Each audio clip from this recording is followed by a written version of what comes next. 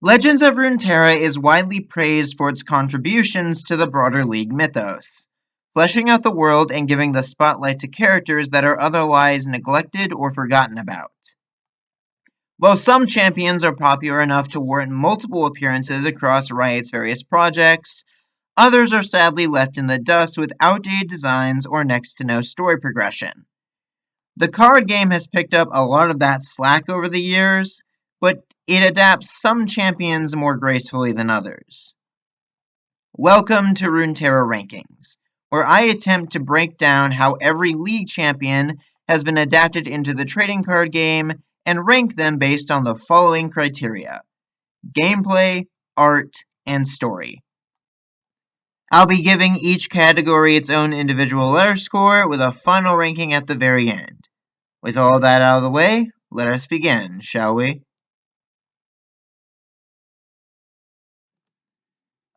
Lucian, one of the few champions to actually remain at least somewhat relevant in the lore with semi-regular updates compared to most of the roster.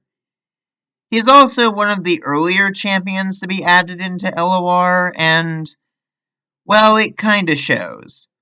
I don't think we need to beat around the bush too much with this one, so let's just jump right into it. Lucian's gameplay is interesting. He's one of the only champions in the entire game to have two level up conditions. The first is that he has to see 4 or more allies die while he's on the field. The second, and arguably more practical method, is that he has to see Sentinel Senna die. The latter, of course, directly ties into his lore and fits thematically with Lucian's level 2, which we'll discuss more in the art segment. Seeing 4 allies die, though, well, it feels like kind of a compromise in case you aren't able to draw and kill off Senna quickly enough. Honestly, the irony is that in order to make Lucian stronger, you have to torture the poor guy by forcing him to watch his wife and or allies drop dead right in front of him. I guess one can take solace in the fact that most of his followers aren't really people he's affiliated with anyway. Beyond that, the tragedy of it all does honestly suit Lucian's character, leaning into how hardened he's become after all the trials he's faced.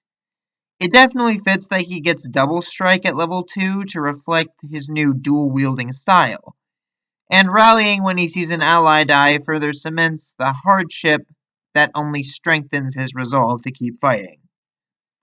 Overall, I'm gonna give Lucian's gameplay a B. To say that Lucian has a story in LOR would be very generous. His level 1 and level 2 are basically just a recap of his backstory. He and Senna are a ghost hunting duo, then Senna dies, and Lucian goes on a one-man crusade with both of their guns. Lucian doesn't actually have any real ties or connections to any of his follower units beyond Sentinel Senna, so yeah, there's really not much to say here. I can maybe give Lucian a bit of leniency for being one of the earlier characters on the roster, but even champions as early as Lux were at least able to tell some kind of story.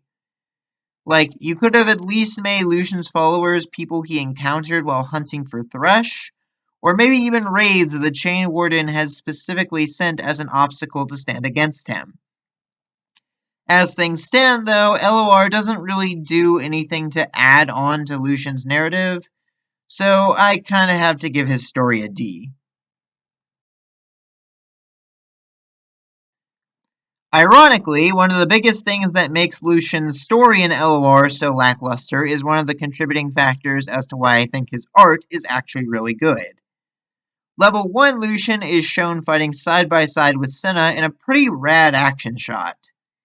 He seems focused, but there's also a hint of confidence or cockiness on his face, as he knows that he has Senna watching his back.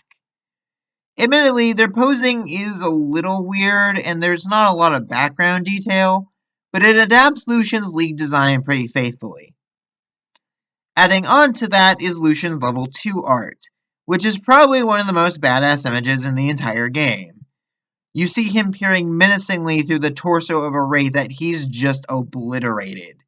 his face a mask of stern resolution. Gone is that hint of reassurance that came with having Cinna at his side, replaced with only grim determination to keep pushing on no matter what it takes. And of course, he's wielding both guns now. While the art may not tell us anything new about Lucian's story, it does show progression between the level 1 and level 2, and it does so masterfully, in my opinion. Overall, I'm gonna give Lucian's art an S. Lucian in LOR is sort of a mixed bag for me. His art is fantastically done, but he has basically no story to speak of beyond what we already knew. The gameplay does feel kinda fitting for Lucian's narrative, but it also gives him a playstyle that feels more in service to the Shadow Isles, even though he's supposed to be fighting against it.